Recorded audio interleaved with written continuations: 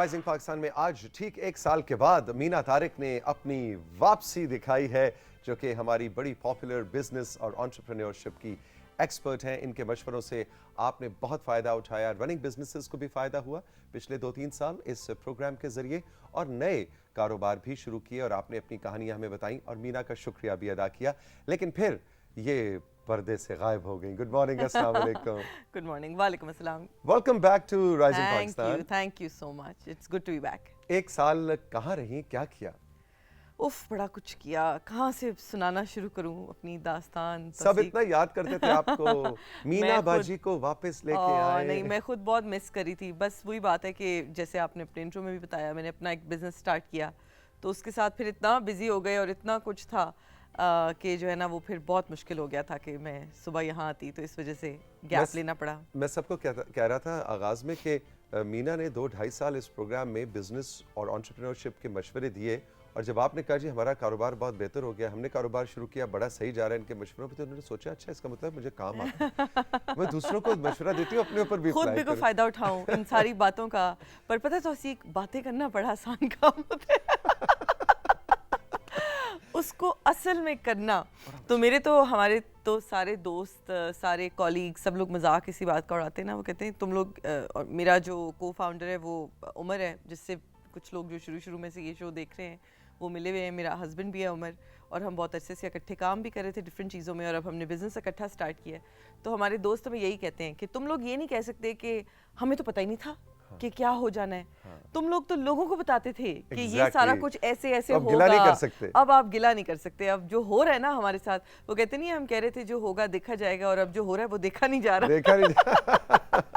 वो रोज के मुताबिक जो आज का सेगमेंट मीना ने आपके लिए कुछ ऐसे सजाया है साथियों कि पिछले 1 साल में जो इन्होंने अपना कारोबार शुरू किया, उसकी डिटेल में तो हम ज़ाहिर नहीं जाएंगे, लेकिन उस कारोबार में सबसे ज़्यादा क्या चैलेंजेस, क्या हिकअप्स, क्या मसाइल आए और उनको कैसे हल किया, इस हवाले से शायद आज ही नहीं, मेरा ख्याल है 1-2 हफ्ते हम इसके ऊपर बात करेंगे। तो सबसे पहले बताएं जी, नया कारोबार आजकल खासतौर पर डिजिटल वर्ल्ड से रिलेटेड कारोबार शुरू करने में या कोई भी कारोबार शुरू करने में सबसे बड़ा चैलेंज क्या है? अगेन, और मैं आज यही बात करना चाह रही थी कि मैं अगर अपना पिछले 1 साल को एनालाइज करूं तो मुझे क्या एक रिकरिंग थीम नज़र आती है, जो बार बार एक टॉपिक है जो आ रहा था, या एक मसला है जो उठ रहा था, और वो है पीपल मैनेजमेंट। यानी कि जो आपके पास टैलेंट है, जो ह्यूमन रिसोर्स है, जो लोग आपने हायर किए हुए हैं, उनको कैसे मैनेज करना है, उनको खुश कैसे रखना है, उनसे काम कैसे निकलवाना है, उनको अपने साथ जोड़े हुए कैसे रखना है ताकि लंबे अरसे तक वो आपके साथ काम करें।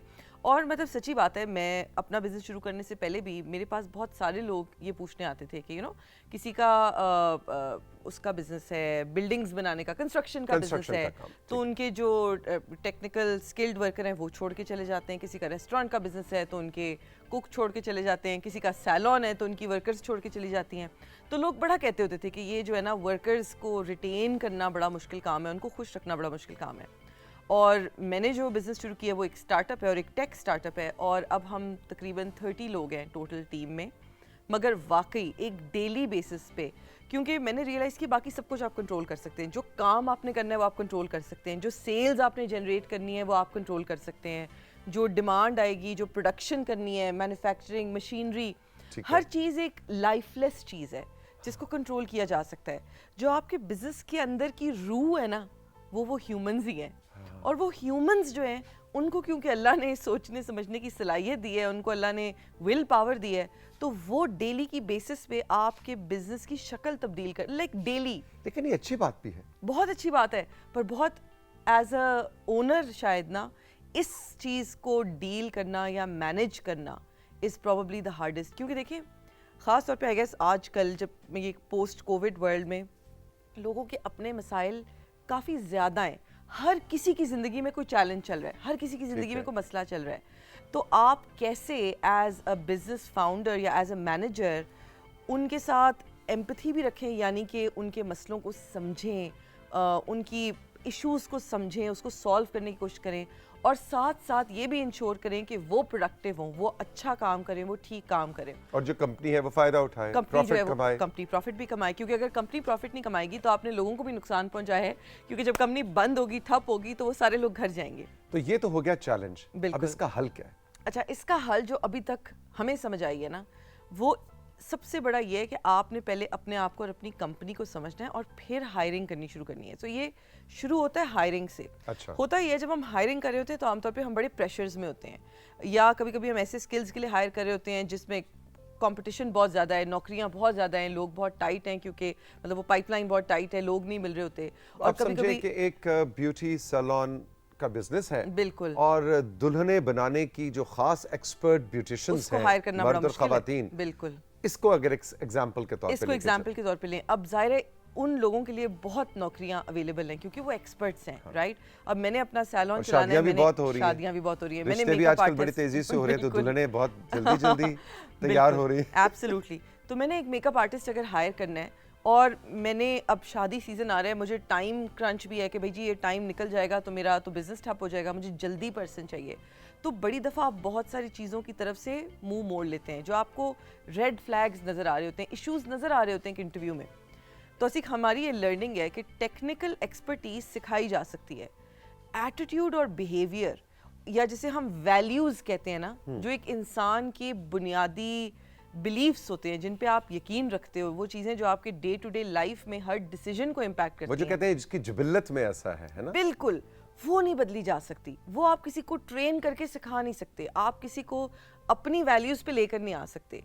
तो आप अगर किसी को very टेक्निकल एक्सपर्टीज के लिए हायर करते हैं ना, मगर उसकी वैल्यू आपसे मैच नहीं करती, और जो आप कंपनी का कल्चर चाहते हैं, जिस तरीके से आप काम करना चाहते हैं, उससे मैच नहीं करती, तो वो पर्सन कभी भी आपके पास टिक नहीं सकता, और आपने एक्चुअली अपना नुकसान किया है, क्योंकि आप एक पर्सन को लाए हैं, फिर आपने उसकी ट्रेनिंग पे टाइम लगाया है, उसको आपने उसकी एक्सपर्टीज उस पर किया है, और फिर वो 3 महीने बाद आपसे उसका झगड़ा हो रहा है या कोई और बड़ा मसला हो रहा है, और वो पर्सन आपको छोड़ के जा रहा है। अच्छा, वैल्यूज से क्या मुराद है? मिसाल के तौर पे मिसाल के तौर पे कुछ लोग होते हैं, उनको तेज तेज काम करना पसंद होता है, और तेज काम करने में मतलब वो कहते हैं चीज़ जल्दी जल्दी हो, बेशक कोई थोड़ी बहुत कॉर्नर्स कट हो जाए, मतलब वो चीज़ परफेक्ट ना हो, मगर मुझे जल्दी चाहिए कि कोई तेज तेज काम करे। कुछ लोग होते हैं वो कहते हैं मुझे क्वालिटी पे बहुत मेरा है, मतलब एक दिन एक्स्ट्रा लग जाए, एक दिन एक्स्ट्रा लगाएं, मगर काम हमारा जो है ना वो A1 लेवल होना चाहिए। कुछ लोग होते हैं वो हल्की पुल्की हेरा फेरी पे मसला नहीं करते, वो कहते हैं ठीक है, मतलब ये अगर कोई थोड़ा सा कर रहा है, चलता है, इस तरह ही काम चलता है। कुछ लोग होते हैं वो बहुत प्रिंसिपल्ड होते हैं, वो कहते हैं नहीं, हमने तो लाइन भी नहीं काटनी। अब एक बहुत प्रिंसिपल्ड पर्सन अगर प्रेशर में आके एक ऐसे पर्सन को हायर कर ले जिसका वैल्यू सिस्टम डिफरेंट है, उसको लाइन काटने से फर्क नहीं पड़ता, तो आपको डेली बेसिस पे ऐसी चीजें ही चुभनी शुरू हो जाती हैं। तो ये एक मतलब मैंने एक बेसिक सी एग्जांपल दी, वैल्यूज किस किस्म की होती हैं, मगर बड़ी। तो इंटरव्यू में जब आप हायरिंग कर रहे हैं, आपने 5 कॉलीग्स का प्रोस्पेक्टिव कॉलीग्स का इंटरव्यू किया, ये इन वैल्यूज को इंटरव्यू में कैसे जज किया जा सकता है? कोई सवाल ऐसे होने चाहिए? सवाल ऐसे होने चाहिए। सो इनके अराउंड ना आप काइंड ऑफ सिनेरियो बिल्ड करते हो, आप उसे कहते हो अच्छा अगर आप फिलानी जगह जा रहे हैं और वहाँ पे ये सिचुएशन है, आप इसको कैसे हल करेंगे? अगर कंपनी के अंदर ये मसला हो जाता है, एक क्लाइंट आता है, वो कहता है मुझे ये चीज़ दें और ऐसे दें, और वो क्लाइंट शोर मचा रहा है, ये कर रहा है, आप इसको कैसे डील करेंगे? आप कोशिश करते हैं कि लोगों से ऐसे सवाल पूछें जिससे वो सरप्राइज हों और वो फिर असल जवाब देना शुरू। हमने रिसेंटली और हमने ये गलतियां भी की हैं, क्योंकि बड़ी वही जैसे मैं बता रही हूँ ना, ये हमने गलती करके सीखा है कि आप इस प्रेशर में कि यार पर्सन चाहिए, एक पर्सन चाहिए जिसको ये काम करना है, बस कर लो, हायर कर लो। और उसने इंटरव्यू में 1-2 दफ़ा इस तरह की कोई बात भी की जिससे हमें समझ आई कि अच्छा इसकी वैल्यूज हमसे नहीं मिलती जुलती, इसका थॉट प्रोसेस बहुत डिफरेंट है। लेकिन सोचा कि बस अब जल्दी है, हमने सोचा यार जल्दी है, पोजीशन ओपन है, चाहिए कोई बंदा जो ये आके काम करे, बहुत प्रेशर पड़ रहा है, कर लो। तो वही हुआ, 3 महीने के अंदर अंदर वो that person had to leave, क्योंकि वो आप जो चीज़ एक बिजनेस जो है ना वो भी एक लिविंग थिंग ही है ना, मतलब जैसे मैं कह रही हूँ कि उसके अंदर रूह जो है वो इंसान है जो आप उसके अंदर डाल रहे हो, तो जैसी रूह उसके अंदर आप इन्फ्यूज करोगे वो बिजनेस वैसे ही काम करेगा। अच्छा, अब जरा बताएं कि जब हम पीपल रिटेंशन की बात करते हैं कि लोग, हम ऐसे भी इदारे देखते हैं जहां 15-15 साल से लोग आए, पहली नौकरी की 10-10 साल, 12-12 साल, 15-15 साल, 25-25 साल, बस जो ग्रेजुएशन के बाद या डिग्री के बाद जो पहली नौकरी की थी और फिर वहीं के ही होके रहे। वो फिर कल्चर होता है एक इदारे का, या वो क्या होता है, ये वो वाकई एक वैल्यू सिस्टम एम्प्लॉय और एम्प्लॉयर का मैच कर जाता है, या वो लोग ग्रो ही नहीं करना चाहते, वो कहते हैं बस यार ठीक है, ये बड़ा एक कंफर्ट जोन है हमारा, अब किधर एक नई। आजकल क्या ट्रेंड है, उस कंफर्ट जोन में साल साल कंटिन्यू करना, या हर 3 साल बाद जॉब हॉपिंग करना? 3 साल नहीं, 1.5 साल। 1.5 साल 1.5 साल, 3 ना साल करें, कोई नहीं वाकई? रहता। अब 3 साल कोई नहीं रहता किसी के पास। नहीं तो सिक्स, ये आपने बिल्कुल सही आइडेंटिफाई किया, ये वैल्यू सिस्टम का मैच करना ही है।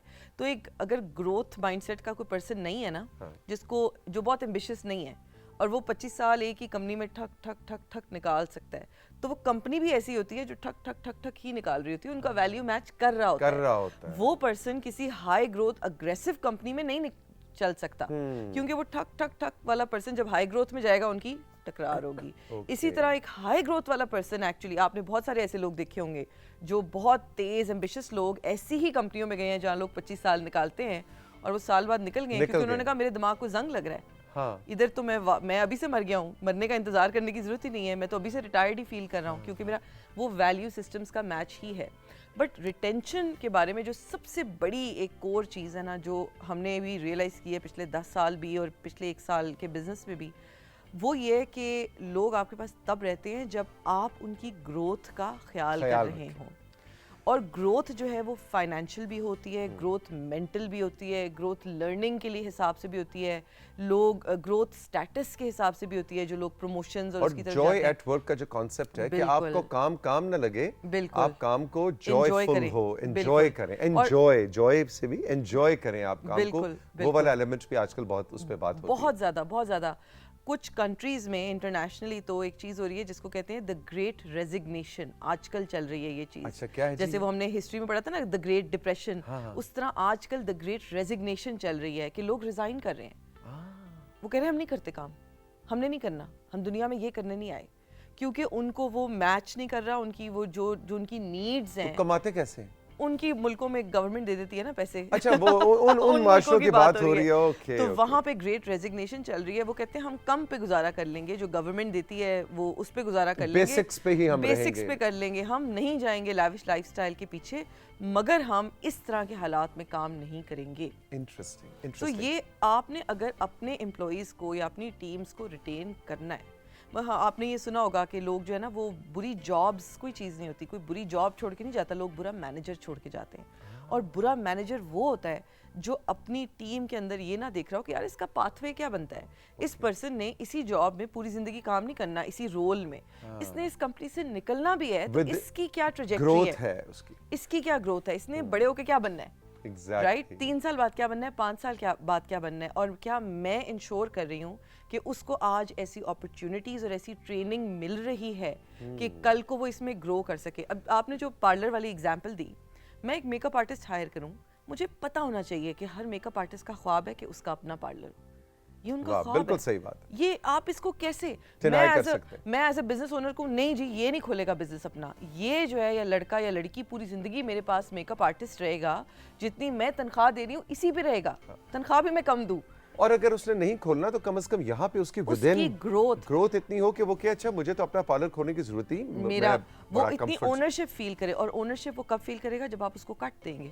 आप उसे कहें आप जितनी ब्राइड्स करेंगे सैलरी के अलावा मैं आपको ओनरशिप देती हूँ, मैं आपको कट देती हूँ, आप ऐसा फील करें कि ये आपका ही पार्लर है। जब ये पार्लर ग्रो करेगा तो आप ग्रो करेंगे। अगर वो ये कोई फील कर रहा है, मेरा टॉप आर्टिस्ट ये फील कर रहा है कि जो वो काम कर रहा है उससे मैं तो ग्रो कर रही हूँ, मेरा बिजनेस ग्रो कर रहा है, उसकी वही स्टैटिक तनख्वाह है, आप उसको दे रहे हैं, वो उतनी की उतनी लेके घर जा रहा है, घर जा रही है, उसको क्या फायदा?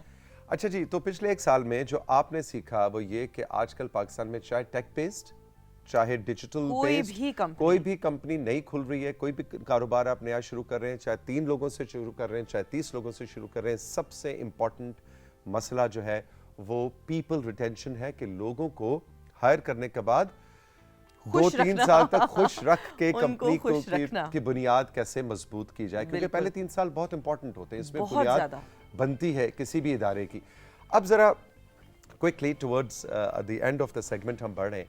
आखिर में मैं चाहूँगा कि अब आप अपने जो सारे फैंस हैं जो आपको याद करते थे, जिनके कहने पे आपको राइजिंग पाकिस्तान में हम वापस लेके आए हैं, उनको ज़रा थोड़ा सा बताएं, मोटिवेट करें या गाइड करें कि नया बिजनेस शुरू करने के लिए लोग अब ज़रा खाइफ भी हैं, क्योंकि कोविड के बाद चीज़ें इतनी टर्बुलेंट हुई हुई हैं, डॉलर कभी इधर जा रहा है कभी इधर जा रहा है, चीज़ें प्राइसेस, लोग थोड़े खाइफ भी हैं कि अच्छा मैं जंप करूंगा तो कहीं डूब ना जाऊं या भाग के वापस ना आना पड़े। सो एक जनरल सिनेरियो ज़रा बताएं कि क्या आप खास तौर पे यंगस्टर्स को। अच्छा, सो सच्ची बात करूंगी, सच्ची ठीक है। अभी दुनिया में जो इकोनॉमिक सिचुएशन है ना, ये जा रही है एक रिसेशन की तरफ, यानी कि ग्लोबली, सिर्फ पाकिस्तान की बात नहीं है, ये दुनिया के हर मुल्क में चीज़ें महंगी हो रही हैं, नौकरियां टाइट हो रही हैं, सिचुएशन इस तरह की होती जा रही है, जिसकी वजह से लोगों ने स्पेंडिंग कम कर दी है। अगर हम पिछले महीने की देखें, इवन बड़ी बड़ी कंपनियों की, उनकी सेल्स ड्रॉप हुई हैं। मतलब जो अभी जुलाई के जो नंबर्स आ रहे हैं ना, बड़ी बड़ी कंपनियों की भी सेल्स ड्रॉप हुई हैं, और वो इस वजह से हुई है क्योंकि रिसेशन जो एक इकोनॉमिक टाइम एक होता है ना, उसके कुछ अपने असूल होते हैं। अच्छा। उसका एक असूल ये है कि लोग लग्जरीज खरीदना कम कर देते हैं, यानी कि लोग ऐसी चीज़ें कम खरीदते हैं जो कि जिनके बगैर गुजारा हो सकता है, और लोग क्रिटिकल चीज़ों के ऊपर वापस आते हैं, उनके ऊपर स्पेंडिंग रुकती नहीं है। क्रिटिकल चीज़ें, बेसिक्स, आपकी एजुकेशन है, आपकी हेल्थ है, आपका खाना पीना है, आप मतलब इस किस्म की जितनी चीज़ें हैं ना जो कि ज़िंदगी के लिए क्रिटिकल हैं, उनमें से कुछ भी रुकता नहीं है। हाँ, अगर कोई ऐसी चीज़ें हैं जो ज़िंदगी के लिए सुपरफ्लुअस हैं, इतनी इंपॉर्टेंट नहीं है, लग्जरी कपड़े, लग्जरी ज्वेलरी, इस किस्म की चीज़ें, बिल्कुल उनको लोग ख़रीदना कम कर देते हैं। सो अगर एक पीस ऑफ एडवाइस मैं अभी दूँ तो वो ये होगा कि अगर आप आज कोई बिज़नेस शुरू करना चाहते हैं तो आप इस दिमाग से शुरू करें कि अगले 2 साल में स्पेंडिंग जो है वो क्रिटिकल चीज़ों की तरफ ज़्यादा जाएगी। तो अगर आप लग्जरी का बिज़नेस शुरू कर रहे हैं तो वहाँ पे आप स्ट्रगल ज़्यादा करेंगे। मगर अगर आप किसी ऐसी चीज़ का बिज़नेस शुरू करें जो कि इम्पॉर्टेंट है, और देखिए बिज़नेस शुरू करते हुए हमने इन्वायरमेंट को कभी नहीं भूलना होता।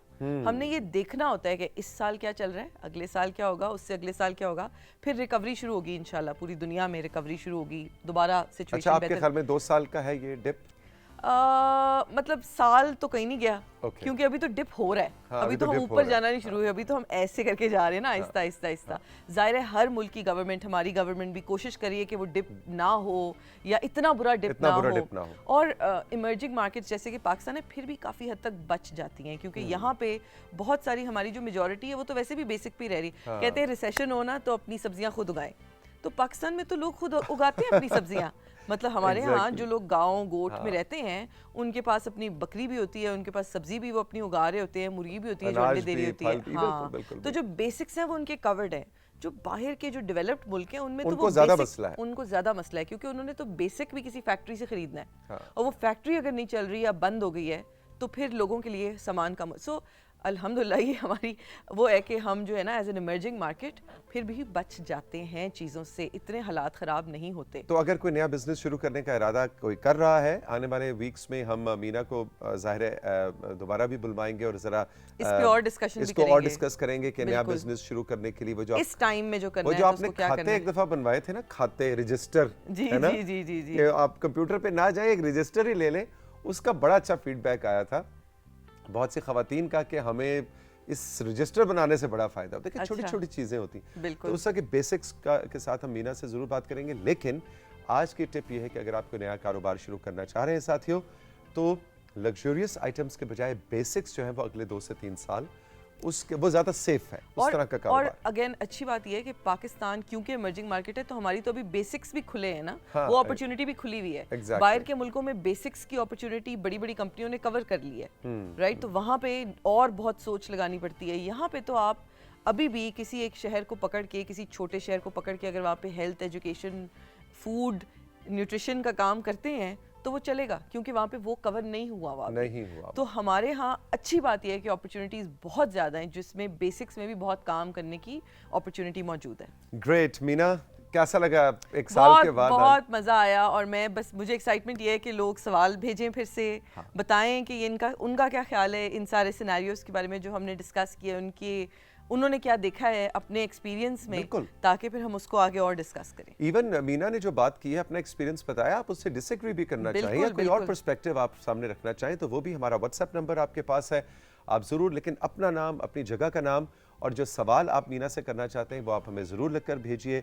हमारे कोऑर्डिनेटर्स उन सवालों को इकट्ठा करेंगे और पहले की तरह मीना को भिजवाएंगे। कुछ सवाल आपको डायरेक्टली हम जवाब दे देंगे, कुछ को हम सेगमेंट का हिस्सा जरूर। बनाया करेंगे। Meena, thank you very much. Thank you और so आज much। तो हमने वो ब्यूटी पार्लर वाली मिसाल रखी, वो जो है ना वो दस्तकारियों वाली और हैंडीक्राफ्ट्स वाली मिसाल बिल्कुल, जो है बिल्कुल। वो भी हमारी बड़ी पॉपुलर हुई थी। बिल्कुल बिल्कुल, हम So, बहुत conf- डिस्कस करेंगे उसको। एग्जैक्टली तो कंट्रोल रूम ने कहा है कि जी अभी क्योंकि मीना आई हुई है और ये दस्तकारियों के बिजनेसेस के बड़े मशवरे देती हैं, तो अच्छा। इस वक्त हम एक आपको शॉर्ट वीडियो दिखा रहे हैं। जबरदस्त। स्वात की जो दस्तकारियां हैं वो अच्छा, इंटरनेशनली बहुत बड़ी खूबसूरत होती हैं। और बिल्कुल। पिछले कुछ अरसे में हमारी इन हैंडीक्राफ्ट्स और दस्तकारियों का बिजनेस लोगों ने ऑनलाइन बड़े अच्छे तरीके से अमेज़न या दूसरे बहुत प्लेटफॉर्म्स बढ़ा के है, जरिए बिल्कुल। किया है और बहुत ज़बरदस्त सेल्स पाकिस्तानी हैंडीक्राफ्ट्स की दुनिया भर में हो रही है। बिल्कुल। तो इस हवाले से एक छोटी सी वीडियो है जी, वो देखते हैं, फिर वापस आएंगे। और आज से जैसा कि मैं प्रोग्राम के आगाज़ में आपको बता रहा था कि बुक ट्यूबर शाहरुख नदीम को हम फीचर करने जा रहे हैं आज से राइजिंग पाकिस्तान में। वो अभी कराची से ऑनलाइन हमें ज्वाइन करेंगे। और उसके अलावा जनाब कुछ मर्दान यूनिवर्सिटी की कहानी भी हमने आपको बतानी है कि क्या चक्कर है कि इसकी रैंकिंग बड़ी सुपर डुपर जा रही है कुछ सालों से। सो ऐसा क्या है मर्दान यूनिवर्सिटी में, ये भी उसके वाइस चांसलर से हमारे साथ मौजूद होंगे। फैज साहब गप लगाएंगे। रहिए हमारे साथ, ये है राइजिंग पाकिस्तान।